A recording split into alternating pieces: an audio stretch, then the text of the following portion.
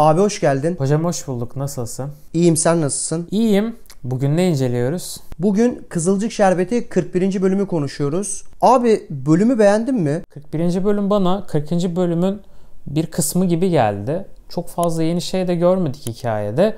O yüzden de farklı bir bölüm izliyor hissiyatı bende uyandırmadı. Çok tekrar düşünülmüş bir bölüm olarak benim karşıma çıktı. Farklı büyük çatışmalar da yoktu. Bir de çok tahmin edilebilir bir hikaye aksı ilerliyordu. Özellikle Doğa ile Fatih arasında. Yani herhalde Alev'le Abdullah Bey'in konuşması dışında ve Farah'ın diziye dahil olması dışında hiç merak unsuru olan bir olay yoktu bu bölümde. Bir geçiş bölümü seyrettik abi.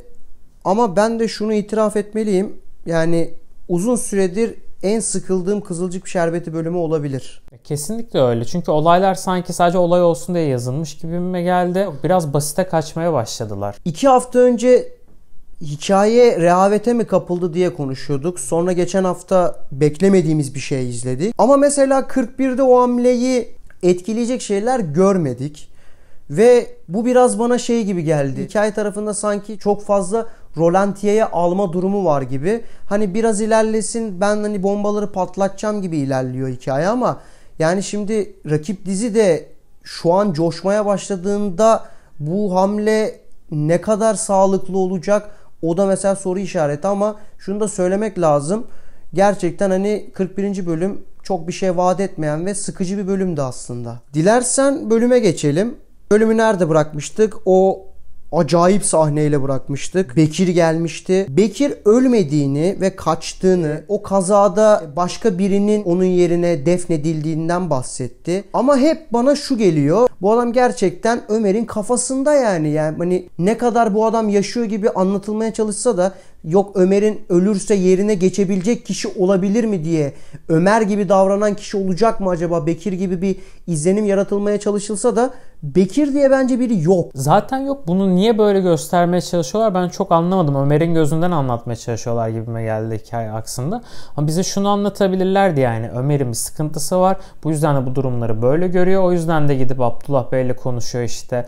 Defin mevzularını falan soruyor bilmem ne. Daha fazla kullanılmasını beklerdim bu bölüm bir de ben. Evet, Ömer mesela çok az vardı bölümde. O da mesela çok yanlış bir hamle. Tabii ki canım, çünkü mesela atıyorum Ömer bir yere gidecektir. Yan koltuğuna da işte o ikizi gelir, giderler.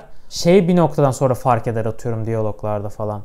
Hani yanında kimse yok, kimle konuşuyorsun tarzı şeylere ilerleyen bölümler böyle eklenmesi gerekir diye düşünüyordum. Ben bu bölüm hiç onunla bir dışarı falan da çıkmadı. Hep evdeler gibiler. Küçük Abdullah sarılık oldu.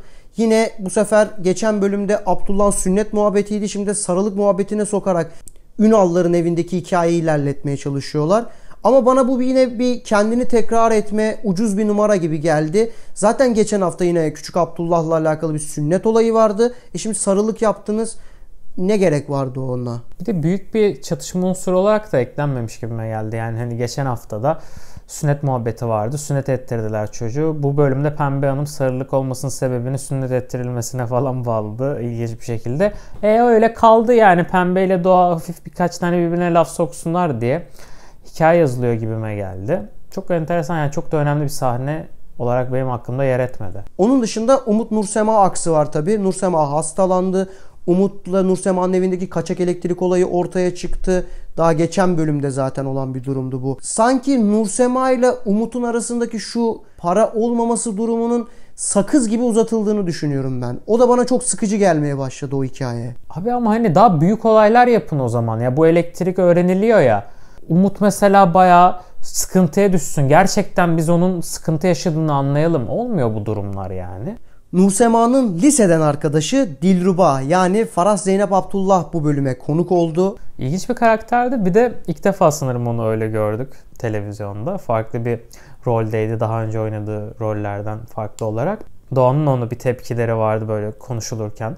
Acaba göründüğü gibi olmayan bir karakter olarak mı karşımıza çıkacak? Hani böyle daha mesleğinden de dolayı daha inançlı bir karakter gibi duruyor ama sanki farklı çatışmaların fitilini ateşleyecekmiş gibime geldi bana. Ya tabii şundan da bahsetmemiz lazım. Yani bu dizi aslında bir ensemble dizi ve yani büyük selebritilerin olduğu bir dizi değil. Sanki Farah bu hikayeye, bu diziye olmamış gibi geldi bana. Bana fazla büyük star olarak geldi bence bu dizide. Bana öyle bir hissiyat verdi. Bir de karakter de sanki onun gerçek hayatta da çok onun hani böyle tamamen hissederek oynayacağı ya da oynayabileceği, anlamlandırabileceği bir kişilik gibi de gözümde canlanmadı. Tabii ki de daha çok erken bunları konuşmak için. Kaç bölüm geldiğine dair de tam bir bilgi yok elimde ama bence bu tarz selebritileri getirmek yerine daha farklı kişileri getirmek daha mantıklı olabilir bu dizinin ilerleyişi ve huzuru açısından. Yani çok gündemde olan bir kişiyi tamamen aslında popülerliği burada da bize göster, onu da kullanalım şeklinde getirilmiş gibime geldi. Üzerine çok ince düşünülmüş bir casting süreci değil. Bir de biz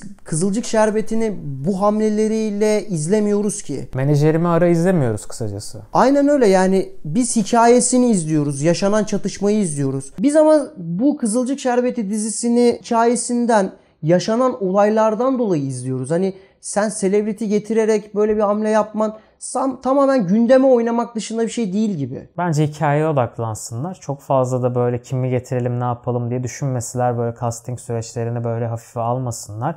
Bu dizi bu kadar ensemble kadroya sahip olmasına rağmen harika bir castingle başlamıştı.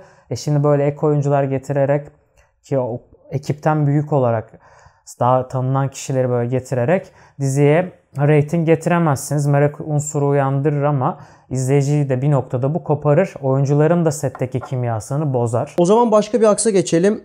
Doğa Fatih aksı. Yine Fatih kafasında oyunlar, planlar. Doğayı otele çekti. Daha öncesinde de zaten bölüm içerisinde sürekli böyle telefonla konuşmalar. Acaba beni mi aldatıyor gibi bir durum vardı. Doğa karakterinin bu salaklığı beni delirtecek ya. Beni benden alıyor. Hani zaten çok geridesin.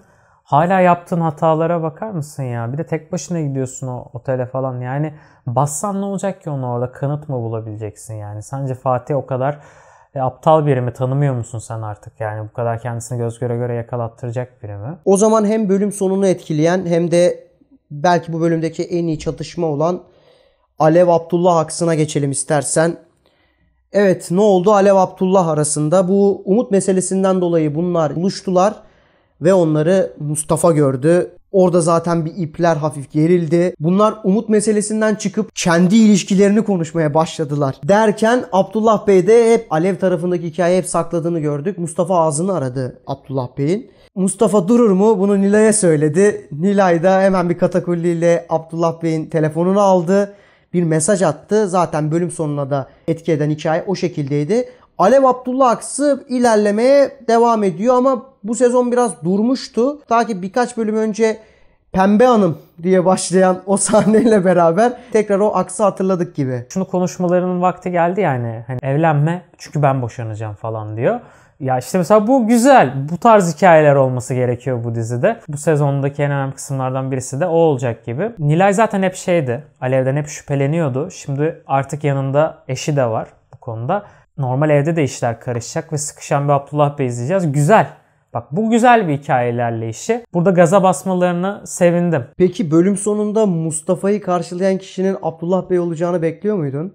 Ya gerçekten hiç beklemiyordum açıkçası. O evde hani ben Alev gelir diye düşündüm abi. Hani çünkü oraya gidecek Alev ve ondan sonrasında şok olacak onu karşısında görüp falan diye.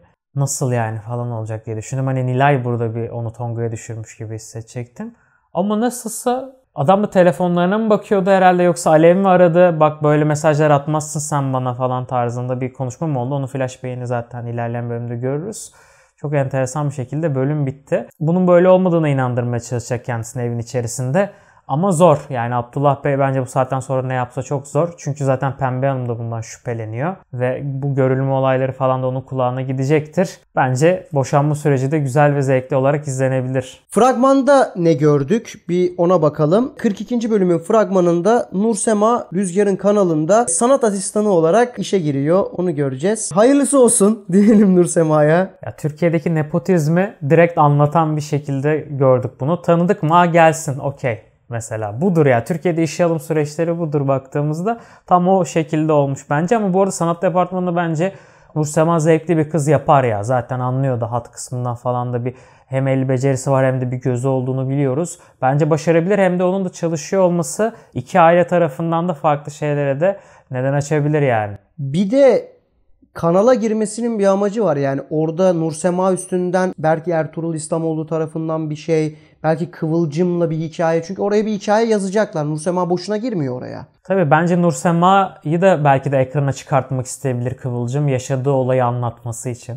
ya da farklı bir şeyler için. Ya bakalım ileride göreceğiz ama bence onun ekran yüzüne çıkacağı bir kısım izleyebiliriz Nursema'nın ilerleyen bölümlerde. Metehan'la Mihri'nin bir garip bir tension'ı var diyelim. O da ilginç bir noktada. O karakter Mihri boşuna bu diziye eklenmedi yani. Öyle boş dursun diye eklenmedi. Onun işte Metehan'la ilişkisiyle birlikte daha kendisini bulan iki genç karakterin hikayesini izleyeceğiz. Bu dizide herkes birbirine aşık oluyor. Onlar niye olmasın diye düşünmeden edemiyorum. O da güzel, heyecanlı bir yan hikaye. Tabii son olarak senin de bahsettiğin gibi fragmanda en çok gözümüze çarpan o cümle: evlenme, ben boşanacağım. Alev ne kadar bu durumu kabul edebilecek? Abdullah Bey'in bu söylediği sözü ne kadar sadık kalacak? Onları göreceğiz ilerleyen bölümlerde. Bir de şu var, hani Abdullah Bey karakterine çok ters bir cümle geldi bu cümle. Çünkü biz bu karakterin eşiyle kesinlikle boşanmayacağından falan bahsettiğini de biliyoruz. Senaryo tarafında bence bir hata mı diyelim, mantık hatası mı diyelim. Çünkü karaktere ters bir hareket görüyorum ben. Yani çok Abdullah Bey'in şey olması lazım. Dolması lazım bu cümleyi söyleyebilmesi için. Bakalım neler olacak ama rakip dizide gümbür gümbür geliyor diyoruz. Teşekkürler abi. Hocam ben teşekkür ederim. Videolarımızı beğenmeyi ve kanala abone olmayı unutmayalım arkadaşlar. Başka videolarda görüşünceye dek hoşça kalın.